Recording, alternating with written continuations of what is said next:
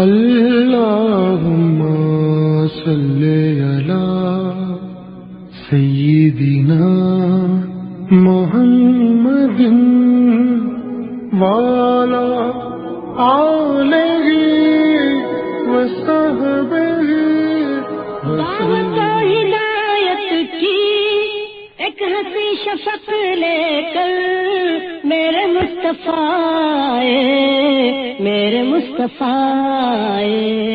کفر کے اندھیروں میں نور کا طبق لے کر میرے مصطفیٰ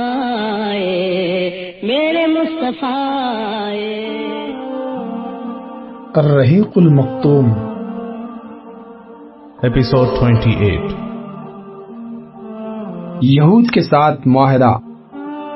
نبی صلی اللہ علیہ وسلم نے ہجرت کے بعد جب مسلمانوں کے درمیان عقیدے، سیاست اور نظام کی وحدت کے ذریعے ایک نئے اسلامی معاشرے کی بنیادیں استوار کر لی تو غیر مسلموں کے ساتھ اپنے تعلقات منظم کرنے کی طرف توجہ فرمائی۔ آپ صلی اللہ علیہ وسلم کا مقصود یہ تھا کہ ساری انسانیت امن و سلامتی کی سعادتوں اور برکتوں سے بہرور ہو، اور اس کے ساتھ ہی مدینے اور اس کے گرد و بیش کا علاقہ ایک وفاقی وحدت میں منظم ہو جائے۔ چنانچہ آپ صلی اللہ علیہ وسلم نے رواداری اور کشادہ دلی کے ایسے قوانین مسنون فرمائے جن کا اس تعصب اور غلو پسندی سے بھری ہوئی دنیا میں کوئی تصور ہی نہ تھا۔ جیسا کہ ہم بتا چکے ہیں، مدینے کے سب سے قریب ترین پڑوسی یہود تھے۔ یہ لوگ اگرچہ در پردہ مسلمانوں سے عداوت رکھتے تھے، لیکن انہوں نے اب تک کسی محاذ آرائی اور جھگڑے کا اظہار نہیں کیا تھا۔ اس لیے رسول اللہ صلی اللہ علیہ وسلم نے ان کے ساتھ ایک معاہدہ منعقد کیا جس میں انہیں دین و مذہب اور جان و مال کی مطلق آزادی دی گئی، اور جلا وطنی، ضبطی جائیداد یا جھگڑے کی سیاست کا کوئی رخ اختیار نہیں کیا گیا تھا۔ یہ معاہدہ اسی معاہدے کی ضمن میں ہوا تھا جو خود مسلمانوں کے درمیان باہم طے پایا تھا اور جس کا ذکر قریب ہی گزر چکا ہے۔ آگے اس معاہدے کی اہم دفعات پیش کی جا رہی ہیں۔ معاہدے کی دفعات: نمبر 1، بنو عوف کے یہود مسلمانوں کے ساتھ مل کر ایک ہی امت ہوں گے۔ یہود اپنے دین پر عمل کریں گے اور مسلمان اپنے دین پر۔ خود ان کا بھی یہی حق ہوگا اور ان کے غلاموں اور متعلقین کا بھی، اور بنو عوف کے علاوہ دوسرے یہود کے بھی یہی حقوق ہوں گے۔ نمبر 2، یہود اپنے اخراجات کے ذمہ دار ہوں گے اور مسلمان اپنے اخراجات کے۔ نمبر 3، اور جو طاقت اس معاہدے کے کسی فریق سے جنگ کرے گی سب اس کے خلاف آپس میں تعاون کریں گے۔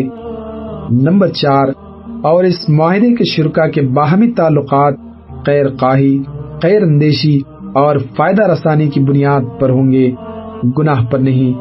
نمبر 5، کوئی آدمی اپنے حلیف کی وجہ سے مجرم نہ ٹھہرے گا۔ نمبر 6، مظلوم کی مدد کی جائے گی۔ نمبر 7، جب تک جنگ برپا رہے گی یہود بھی مسلمانوں کے ساتھ خرچ برداشت کریں گے۔ نمبر 8، اس معاہدے کے سارے شرکا پر مدینے میں ہنگامہ آرائی اور کشت خون حرام ہوگا۔ نمبر 9، اس معاہدے کے فریقوں میں کوئی نئی بات یا جھگڑا پیدا ہو جائے جس میں فساد کا اندیشہ ہو تو اس کا فیصلہ اللہ عز و جل اور محمد صلی اللہ علیہ وسلم فرمائیں گے۔ نمبر 10، قریش اور اس کے مددگاروں کو پناہ نہیں دی جائے گی۔ نمبر 11، جو کوئی یثرب پر دھاوا بول دے اس سے لڑنے کے لیے سب باہم تعاون کریں گے اور ہر فریق اپنے اپنے اطراف کا دفاع کرے گا۔ نمبر 12، یہ معاہدہ کسی ظالم یا مجرم کے لیے آڑ نہ بنے گا۔ اس معاہدے کے طے ہو جانے سے مدینہ اور اس کے اطراف ایک وفاقی حکومت بن گئی جس کا دارالحکومت مدینہ اور جس کے سربراہ رسول اللہ صلی اللہ علیہ وسلم تھے، اور جس میں کلمہ نافذہ اور غالب حکمرانی مسلمانوں کی تھی، اور اس طرح مدینہ واقعتاً اسلام کا دارالحکومت بن گیا۔ امن و سلامتی کے دائرے کو مزید وسعت دینے کے لیے نبی صلی اللہ علیہ وسلم نے آئندہ دوسرے قبائل سے بھی حالات کے مطابق اسی طرح کے معاہدے کیے، جن میں سے بعض کا ذکر آگے چل کر آئے گا۔ مسلح کشاکش۔ ہجرت کے بعد مسلمانوں کے خلاف قریش کی فتنہ خیزیاں اور عبداللہ بن ابی سے نامہ و پیام۔ پچھلے صفحات میں بتایا جا چکا ہے کہ کفار مکہ نے مسلمانوں پر کیسے کیسے ظلم و ستم کے پہاڑ توڑے تھے، اور جب مسلمانوں نے ہجرت شروع کی تو ان کے خلاف کیسی کیسی کارروائیاں کی تھیں، جن کی بنا پر وہ مستحق ہو چکے تھے کہ ان کے اموال ضبط کر لیے جائیں اور ان پر بزم بول دیا جائے، مگر اب بھی ان کی حماقت کا سلسلہ بند نہ ہوا اور وہ اپنی ستم رانیوں سے باز نہ آئے، بلکہ یہ دیکھ کر ان کا جوش غضب اور بھڑک اٹھا کہ مسلمان ان کی گرفت سے چھوٹ نکلے ہیں اور انہیں مدینے میں پرامن جائے قرار مل گئی ہے۔ چنانچہ انہوں نے عبداللہ بن ابی کو، جو ابھی تک کھلم کھلا مشرک تھا، اس کی حیثیت کی بنا پر ایک دھمکی آمیز خط لکھا کہ وہ انصار کا سردار ہے، کیونکہ انصار اس کی سربراہی پر متفق ہو چکے تھے، اور اگر اسی دوران رسول اللہ صلی اللہ علیہ وسلم کی تشریف آوری نہ ہوئی ہوتی تو اس کو بادشاہ بھی بنا لیے ہوتے۔ مشرکین نے اس خط میں عبداللہ بن ابی اور اس کے مشرک رفقا کو مخاطب کرتے ہوئے دو ٹوک لفظوں میں لکھا: آپ لوگوں نے ہمارے آدمی کو پناہ دے رکھی ہے، اس لیے ہم اللہ کی قسم کھا کر کہتے ہیں کہ یا تو آپ لوگ اس سے لڑائی کیجئے یا اسے نکال دیجئے، یا پھر ہم اپنی پوری جمعیت کے ساتھ آپ لوگوں پر یورش کر کے آپ کے سارے مردان جنگی کو قتل کر دیں گے اور آپ کی عورتوں کی حرمت پامال کر ڈالیں گے۔ اس خط کے پہنچتے ہی عبداللہ بن ابی مکے کے اپنے مشرک بھائیوں کے حکم کی تعمیل کے لیے اٹھ پڑا، اس لیے کہ وہ پہلے ہی نبی صلی اللہ علیہ وسلم کے خلاف رنج اور کینہ لیے بیٹھا تھا، کیونکہ اس کے ذہن میں بات بیٹھی ہوئی تھی کہ آپ ہی نے اس سے بادشاہت چھینی ہے۔ چنانچہ جب یہ خط عبداللہ بن ابی اور اس کے بت پرست رفقا کو موصول ہوا تو وہ رسول اللہ صلی اللہ علیہ وسلم سے جنگ کے لیے جمع ہو گئے۔ جب نبی صلی اللہ علیہ وسلم کو اس کی خبر ہوئی تو آپ ان کے پاس تشریف لے گئے اور فرمایا: قریش کی دھمکی تم لوگوں پر بہت گہرا اثر کر گئی ہے، تم خود اپنے آپ کو جتنا نقصان پہنچا دینا چاہتے ہو، قریش اس سے زیادہ تم کو نقصان نہیں پہنچا سکتے تھے، تم اپنے بیٹوں اور بھائیوں سے خود ہی لڑنا چاہتے ہو۔ نبی صلی اللہ علیہ وسلم کی یہ بات سن کر لوگ بکھر گئے۔ اس وقت تو عبداللہ بن ابی جنگ کے ارادے سے باز آ گیا، کیونکہ اس کے ساتھ ہی ڈھیلے پڑ گئے تھے۔ یہ بات ان کی سمجھ میں آ گئی تھی، لیکن حقیقت میں قریش کے ساتھ اس کے روابط در پردہ قائم رہے، کیونکہ مسلمان اور مشرکین کے درمیان شر و فساد کا کوئی موقع وہ ہاتھ سے جانے نہ دینا چاہتا تھا۔ پھر اس نے اپنے ساتھ یہود کو بھی ساتھ رکھا تھا تاکہ اس معاہدے میں ان سے بھی مدد حاصل کرے، لیکن وہ تو نبی صلی اللہ علیہ وسلم کی حکمت تھی جو رہ رہ کر شر و فساد کی بھڑکنے والی آگ بجھا دیا کرتی تھی۔ مسلمانوں پر مسجد حرام کا دروازہ بند کیے جانے کا اعلان۔ اس کے بعد حضرت سعد بن معاذ رضی اللہ عنہ عمرہ کے لیے مکہ گئے اور امیہ بن خلف کے مہمان ہوئے۔ انہوں نے امیہ سے کہا: میرے لیے کوئی خلوت کا وقت دیکھو، ذرا میں بیت اللہ کا طواف کر لوں۔ امیہ دوپہر کے قریب انہیں لے کر نکلا تو ابو جہل سے ملاقات ہو گئی۔ اس نے امیہ کو مخاطب کر کے کہا: ابو سفیان، تمہارے ساتھ یہ کون ہے؟ امیہ نے کہا: یہ سعد ہیں۔ ابو جہل نے سعد کو مخاطب کر کے کہا: اچھا، میں دیکھ رہا ہوں کہ تم بڑے امن و اطمینان سے طواف کر رہے ہو، حالانکہ تم لوگوں نے بے دینوں کو پناہ دے رکھی ہے اور یہ الزام رکھتے ہو کہ ان کی نصرت و اعانت بھی کرو گے۔ سنو، اللہ کی قسم، اگر تم ابو سفیان کے ساتھ نہ ہوتے تو اپنے گھر سلامت سے نہ پلٹ کر جاتے۔ اس پر حضرت سعد نے بلند آواز میں کہا: سن، اللہ کی قسم، اگر تو نے مجھ کو اس سے روکا تو میں تجھے ایسی چیز سے روک دوں گا جو تجھ پر اس سے بھی زیادہ گرا ہوگی، یعنی اہل مدینہ کے پاس سے گزرنے والا تجارتی راستہ۔ مہاجرین کو قریش کی دھمکی۔ پھر قریش نے مسلمانوں کو کہلا بھیجا: تم مغرور نہ ہونا کہ مکہ سے صاف بچ کر نکل آئے، ہم یسرب بھی پہنچ کر تمہارا ستیہ ناش کر دیتے ہیں۔ اور یہ محض دھمکی نہ تھی، بلکہ رسول اللہ صلی اللہ علیہ وسلم کو اتنے موقع طریقے پر قریش کی چالوں اور برے ارادوں کا علم ہو گیا تھا کہ آپ یا تو جاگ کر رات گزارتے تھے یا صحابہ کرام کے پہرے میں سوتے تھے۔ چنانچہ صحیح بخاری و مسلم میں حضرت عائشہ سے مروی ہے کہ مدینہ آنے کے بعد ایک رات رسول اللہ صلی اللہ علیہ وسلم جاگ رہے تھے کہ فرمایا، کاش آج رات میرے صحابہ میں سے کوئی صالح آدمی میرے یہاں پہرا دیتا۔ ابھی ہم اسی حالت میں تھے کہ ہمیں ہتھیار کی جھنکار سنائی پڑی۔ آپ نے فرمایا، کون ہے؟ جواب آیا، سعد بن ابی وقاص۔ فرمایا، کیسے آنا ہوا؟ بولے، میرے دل میں آپ کے متعلق خطرے کا اندیشہ ہوا تو میں آپ کے یہاں پہرا دینے آ گیا۔ اس پر رسول اللہ صلی اللہ علیہ وسلم نے انہیں دعا دی، پھر سو گئے۔ یہ بھی یاد رہے کہ پہرے کا یہ انتظام بعض راتوں کے ساتھ مخصوص نہ تھا بلکہ مسلسل اور دائمی تھا۔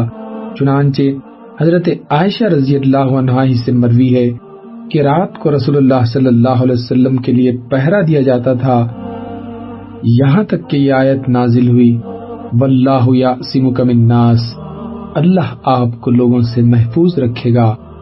تب رسول اللہ صلی اللہ علیہ وسلم نے قبیس سے سر نکالا اور فرمایا، لوگوں واپس جاؤ، اللہ عز و جل نے مجھے محفوظ کر دیا ہے۔ پھر یہ قطرہ صرف رسول اللہ صلی اللہ علیہ وسلم کی ذات تک محدود نہ تھا بلکہ سارے ہی مسلمانوں کو لاحق تھا۔ چنانچہ حضرت ابی بن کعب رضی اللہ عنہ سے مروی ہے کہ جب رسول اللہ صلی اللہ علیہ وسلم اور آپ کے رفقا مدینہ تشریف لائے اور انصار نے انہیں اپنے یہاں پناہ دی تو سارا عرب ان کے خلاف متحد ہو گیا۔ چنانچہ یہ لوگ نہ ہتھیار کے بغیر رات گزارتے تھے اور نہ ہتھیار کے بغیر صبح کرتے تھے۔ جنگ کی اجازت ان پرخطر حالات میں جو مدینے میں مسلمانوں کے وجود کے لیے چیلنج بنے ہوئے تھے اور جن سے عیاں تھا کہ قریش کسی طرح ہوش کے ناخن لینے اور اپنے تمرد سے باز آنے کے لیے تیار نہیں، اللہ تعالیٰ نے مسلمانوں کو جنگ کی اجازت فرما دی لیکن اسے فرض قرار نہیں دیا۔ اس موقع پر اللہ تعالیٰ کا جو ارشاد نازل ہوا وہ یہ تھا، اذن للذین یقاتلون بانہم ظلموا وان اللہ علی نصرہم لقدیر۔ جن لوگوں سے جنگ کی جا رہی ہے انہیں بھی جنگ کی اجازت دی گئی کیونکہ وہ مظلوم ہے اور یقیناً اللہ ان کی مدد پر قادر ہے۔ پھر اس آیت کے ضمن میں مزید چند آیتیں نازل ہوئیں جن میں بتایا گیا کہ یہ اجازت محض جنگ برائے جنگ کے طور پر نہیں ہے بلکہ اس سے مقصود باطل کے خاتمے اور اللہ کے شاعر کا قیام ہے۔ چنانچہ آگے چل کر ارشاد ہوا، الذین ان مکناہم فی الارض اقاموا الصلاۃ وآتوا الزکاۃ وأمروا بالمعروف وینہون عن المنکر۔ جنہیں ہم اگر زمین میں اقتدار سونپ دیں تو وہ نماز قائم کریں گے، زکوٰۃ ادا کریں گے، بھلائی کا حکم دیں گے اور برائی سے روکیں گے۔ صحیح بات جسے قبول کرنے کے سوا چارہ کار نہیں یہی ہے کہ یہ اجازت ہجرت کے بعد مدینے میں نازل ہوئی تھی، مکے میں نازل نہیں ہوئی تھی۔ البتہ وقت نزول کا قطعی تعین مشکل ہے۔ قتال کی اجازت پہل قریش تک محدود تھی، پھر حالات بدلنے کے ساتھ اس میں بھی تبدیلی آئی۔ چنانچہ آگے چل کر یہ اجازت وجوب سے بدل گئی اور قریش سے متجاوز ہو کر غیر قریش کو بھی شامل ہو گئی۔ مناسب ہوگا کہ واقعات کے ذکر سے پہلے اس کے مختلف مراحل کو مختصراً پیش کر دیا جائے۔ نمبر 1، پہلا مرحلہ قریش کو برسر جنگ شمار کیا گیا کیونکہ انہی نے ظلم کا آغاز کیا تھا، لہذا مسلمانوں کو حق پہنچتا تھا کہ ان سے لڑیں اور ان کے اموال ضبط کریں، لیکن دوسرے مشرکین عرب کے ساتھ یہ بات درست نہ تھی۔ نمبر 2، غیر قریش میں سے وہ فریق جس نے قریش کا ساتھ دیا اور ان سے اتحاد کیا، یا جس نے بذات خود مسلمانوں پر ظلم و تعدی کی، ان سے جنگ کرنا۔ نمبر 3، جن یہود کے ساتھ رسول اللہ صلی اللہ علیہ وسلم کا عہد و پیمان تھا، مگر انہوں نے خیانت کی اور مشرکین کا ساتھ دیا، ایسے یہود کے عہد و پیمان کو ان کے منہ پر دے مارنا اور ان سے جنگ کرنا۔ نمبر 4، اہل کتاب مثلاً نصارہ میں سے جنہوں نے مسلمانوں کے ساتھ عداوت کا آغاز کیا اور مد مقابل آئے، ان سے جنگ کرنا یہاں تک کہ وہ چھوٹے بن کر اپنے ہاتھوں سے جزیہ ادا کریں۔ نمبر 5، جو اسلام میں داخل ہو جائے اس سے ہاتھ روک لینا، خواہ وہ مشرک رہا ہو یا یہودی یا نصرانی یا کچھ اور۔ اب اس کی جان یا مال سے اسلام کے حق کے مطابق ہی تعرض کیا جا سکتا ہے اور اس کے باطن کا حساب اللہ پر ہے۔ جنگ کی اجازت تو نازل ہو گئی، لیکن جن حالات میں نازل ہوئی وہ چونکہ محض قریش کی قوت اور تمرد کا نتیجہ تھے، اس لیے حکمت کا تقاضا یہ تھا کہ مسلمان اپنے تسلط کا دائرہ قریش کی اس تجارتی شاہراہ تک پھیلا دیں جو مکے سے شام تک آتی جاتی ہے۔ اسی لیے رسول اللہ صلی اللہ علیہ وسلم نے تسلط کے اس پھیلاؤ کے لیے 2 منصوبے اختیار کیے۔ پہلا منصوبہ، جو قبائل اس شاہراہ کے ارد گرد یا اس شاہراہ سے مدینے تک کے درمیانی علاقے میں آباد تھے، ان کے ساتھ حلف، دوستی و تعاون اور جنگ نہ کرنے کا معاہدہ۔ دوسرا منصوبہ، اس شاہراہ پر گشتی دستے بھیجنا۔ پہلے منصوبے کے ضمن میں یہ واقعہ قابل ذکر ہے کہ پچھلے صفحات میں یہود کے ساتھ کیے گئے جس معاہدے کی تفصیل گزر چکی ہے، آپ صلی اللہ علیہ وسلم نے عسکری مہم شروع کرنے سے پہلے اسی طرح کی دوستی و تعاون اور عدم جنگ کا ایک معاہدہ قبیلہ جوہینہ کے ساتھ بھی کیا۔ ان کی آبادی مدینے سے 3 مرحلے پر 45 یا 50 میل کے فاصلے پر واقع تھی۔ اس کے علاوہ طلائی گردی کے دوران بھی آپ صلی اللہ علیہ وسلم نے متعدد معاہدے کیے جن کا ذکر آئندہ آئے گا۔ دوسرا منصوبہ سرایہ اور غزوات سے تعلق رکھتا ہے، جس کی تفصیلات اپنی اپنی جگہ آتی رہیں گی۔